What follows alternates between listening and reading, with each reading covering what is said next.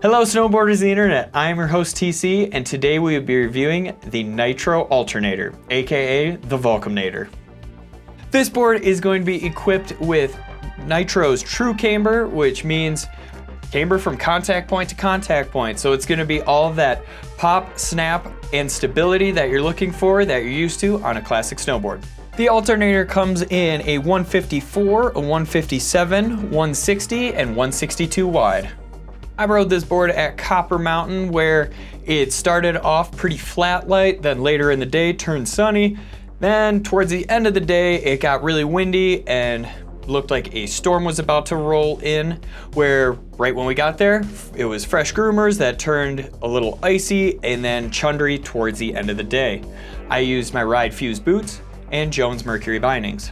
When it comes to flex, this board is going to be a little bit stiffer than the middle of the road, I would say, where your nose is going to be softer, so when you're in powder, it does want to pop up, float a little bit more, makes it a little bit easier to press on, where when you get in between the feet, it is going to be a little bit more stable and a little bit more rigid, and that goes along with the tail as well, where you can really drive power off of that tail, shift that knee in, really press into it. When it comes to torsional flex, you can foot steer it. You might have to put in a little bit more effort, where it's not going to be noodly or anything like that, but it might give you a little bit more guff when you're trying to turn it. When it comes to stability, you will feel micro vibrations underneath your feet. It's nothing crazy or anything like that. When you get into that chundery, icier push pile-y snow, you do feel it kind of skip over those push piles, but the second you come in contact with that snow again, it re-engages that edge and it holds really well. When it comes to ollieing this board, taking this thing off of jumps, anything like that, just catching airtime really, it feels like that classic snowboard that you grew up on. That one that you took your first Scorpion on, where you can really load up that tail, really press into it, and you get all that energy in return.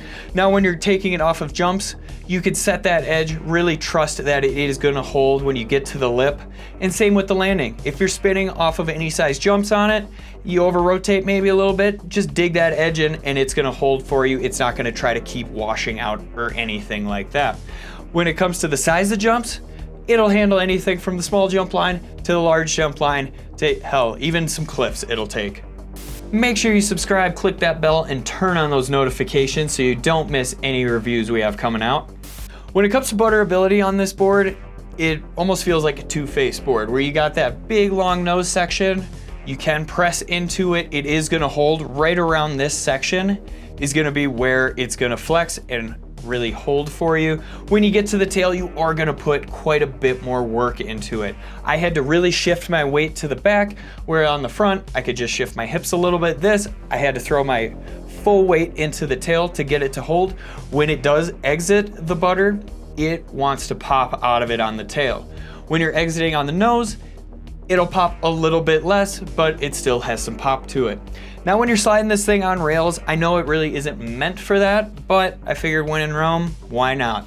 50-50 is just fine, just like a snowboard. When you're sliding the steel sideways though, it cradles the rail extremely well, where it doesn't feel clanky or bulky getting on, and that camber zone doesn't load up and spring you off. It really cradles the rail extremely well, where it just flexes around it and it holds exactly where you landed. I didn't have any problems where it was trying to wander on me or come off early or anything like that.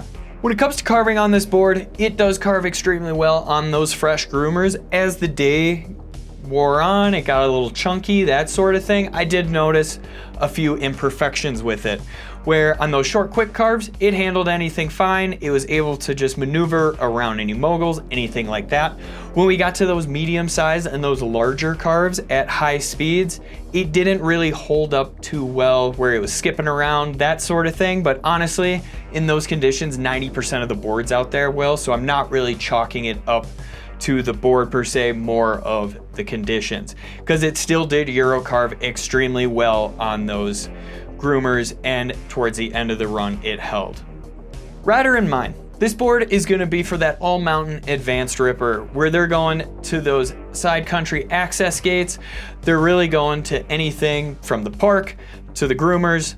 They just want a board that's going to do it all for them at a high level. If you want to support us further, head on over to Angry Snowboarder VIP. What is it? Sure, I could tell you here, but we have a great video over there getting into it really in depth. I had my ups and downs on this board. Bombing the icy spots felt a little sketchy on it, but hitting jumps, going to the park in it, and literally how it just rode on, like right when we got there on those fresh groomers, was amazing. I had a blast on it, but yeah, towards the end of the day, it got a little sketchy for me. Maybe just leave the mountain before it just gets too thrashed up, but overall, I really enjoyed this board, and it could be a daily driver for sure. Comparable boards, the Ride Deepfake, the Ravine, and the Yes Pick Your Line Uninc. Recommended bindings, the Nitro Team Pro, the Jones Mercury, and the Union Atlas. This has been my review of the Nitro Alternator. If you liked it, why don't you go check out a review from the comparable boards.